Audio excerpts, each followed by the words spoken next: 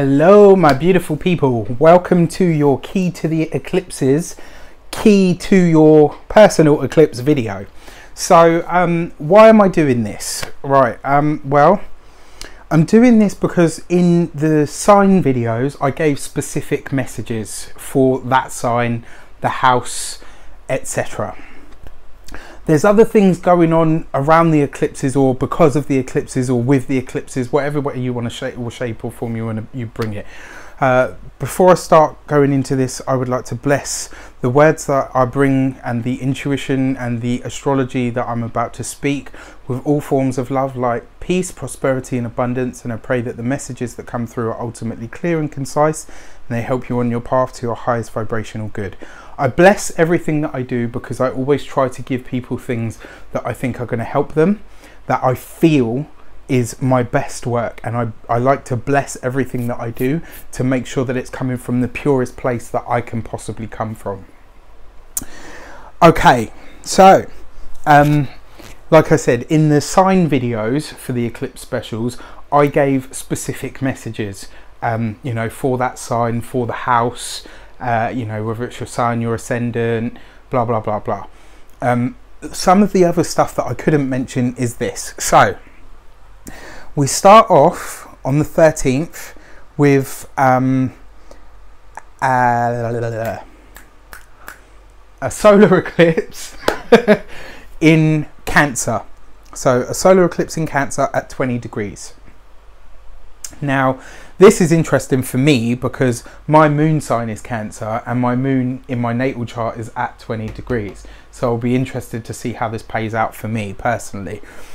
Then you've got an Aquarius lunar eclipse on the 27th of July. So actually let's write those in. So the solar eclipse happens on the 13th of July. The Aquarian lunar eclipse at 4 degrees takes place on the 27th of July. And then the Leo solar eclipse, the last solar eclipse, and this is the last Aquarius lunar eclipse as well. You know, this whole Leo Aquarius energy is done after this period, is on the, I believe it's the 11th of August. Right.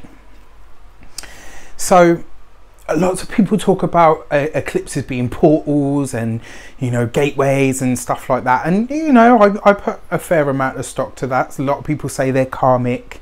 In the old world, especially when there was a total eclipse, people would have freaked the fuck out. Like, the thing that gives us warmth, that drives the dark and the demons away, it's done. The world's gonna end. Like, oh my God.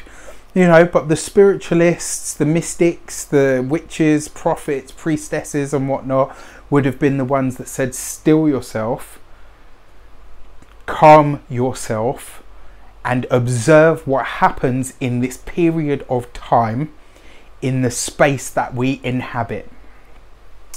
Now, the sun, when it's eclipsed, it loses the light for a second. It disappears and it comes back. It's like a reset button. The lunar eclipse, you know, the sun in itself is masculine, it's positive, it's, you know, it's force. The lunar is accepting, it's negative, it's the yin, right? And then you've got another solar eclipse, and these happen, usually they happen in tandem, and this year we've got 3. Now the way that I see this is, you know, when you go through a doorway, you literally lose the light for a second. You know, even if the door is wide open, when you go through like a garden gate, a house door or whatever, when you go through it, because you're for a second enclosed, you're stepping from one room into another, from the outside to the inside, from the inside to the outside. You lose the light for a second. And that's the way that I feel that this is going to take place, especially. So you've got cardinal water. So this is about the emotions. It's about care. It's about nourishment. It's about the feeling. So you've got the solar eclipse happening in Cancer. You've got the Aquarian lunar eclipse. Aquarius, humanitarian, people, friendship. Your vibe attracts your tribe. The people that you operate on a similar wavelength to. You know, people that you are able to interact with. Caring for each other. Caring for humans and each other. Lunar eclipse, though, in stark contrast to a solar eclipse, which is initiatory energy, the lunar eclipse brings you an ending. So you step from out of the light into the dark, yeah, and then you have the lunar eclipse.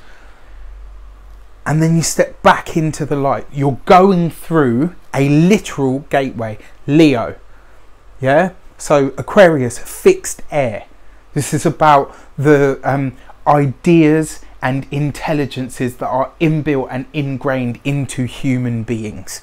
Leo, the sign of the heart, the sign of courage, the sign of celebrity as well, you know, the sign of fun and creativity and children and understanding children and understanding that within ourselves. You've got this, the solar eclipse, the final solar eclipse in Leo. We had one last year. I can't even tell you. My partner is a Leo.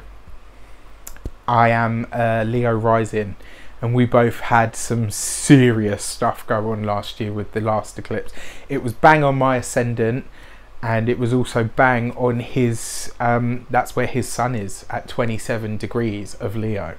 So we really both collectively felt that, and it was really exciting to see. So that's how I feel this is going to work. It's like you are literally going through a gateway. You're going in at one point, crossing the threshold to another point, and then you're going to come out at the other end. And when you come out the other end, nothing is going to be the same. Don't get me wrong, there are eclipses every year. Not everybody goes through huge, massive, startling shifts every year, but this is quite a, you know, a triple hit event like this doesn't happen very often. So when you get things like this that happen in a short burst of time, a concentrated period of time, it's asking you to pay attention. Where is Cancer in your chart? Where is Aquarius in your chart? Where is Leo in your chart? So when you have Cancer, something's going to begin for you in that area. When you get into the, and you know, in order to have a beginning, you've got to have an ending. Where is Aquarius in your chart? Because the lunar eclipse is going to close something off. It's going to bring anything that you have with a full moon is a time of culmination, a time of reaping the rewards. So it's not necessarily negative. It could just be something that you've done that now comes to a close. And sometimes, you know, even that, I know my oldest sister, when she did her degree, after she'd finished, she went through this like 3-week depression because she'd been working so hard for so long towards this massive goal that when it was suddenly taken away, she was like, okay, well, what the fuck do I do with myself now? So it's not necessarily losing something, you know, for the sake of losing something. For some people it will be. For some people it will be that ending of something that brings like a real, oh shit, that, you know, I felt that. And then finally,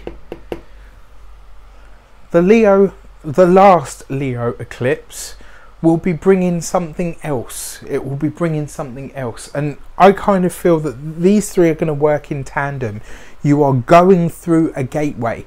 And once you pass through these 3 specific events that take place over the next, let's say, what are we now? The 1st of July. So 4, 5, 6. Over the next 6 weeks, this is what you're going to experience. And when you get out to the other end of it, how could anything ever be the same? Of course it's going to be different, because you will have had 3 very specific large events take place that change your perception, that give you different understanding, new depth, new wisdom, new courage, new insight. So it's not necessarily a bad thing, but yes, there is big change on the horizon for all of us. It's also worth mentioning that you've also got Mars in Aquarius at the moment, going retrograde. So you're going to have a lunar eclipse, an ending, or conjunct the Mars retrograde. Mars is a surgeon. It cuts things off. It cuts things out. It takes things away. Now the thing is, I'm an Aquarius and I've got Mars in my sign going retrograde at the minute. Everyone's been like, oh, you know, you're going to lack energy and you're going to do this, and, you know, or watch you don't cut your finger off or lose a leg, or, and it's like, oh, for fuck's sake, really? Like, actually, what it's teaching me is that by internalizing that Martian energy, what it's really helped me understand is how to be more precise. Soldiers aren't just brutes that hack away and slash away with swords. A lot of them are highly strategic beings. When Mars goes retrograde, it asks you to be more strategic about your battle plans. It asks you to be more strategic about your competition lines. It asks you to figure out who is on your side and who isn't. And it asks you to be more precise. You have to slow down, and in that slowing down, no matter how fast everything else around you goes, you can be precise, and you can be precise because you've slowed down. So Mars retrograde isn't just about, you know, oh, lack of energy. Don't get me wrong, I've felt that, I have. But what it's truly teaching me, the experiences that I'm having, it's teaching me to be more precise, and I absolutely love that. So this is the key to your eclipse specials. I've asked you to watch this to give you some different background and context to what's going to take place. Enjoy. I will see you very soon. Take care.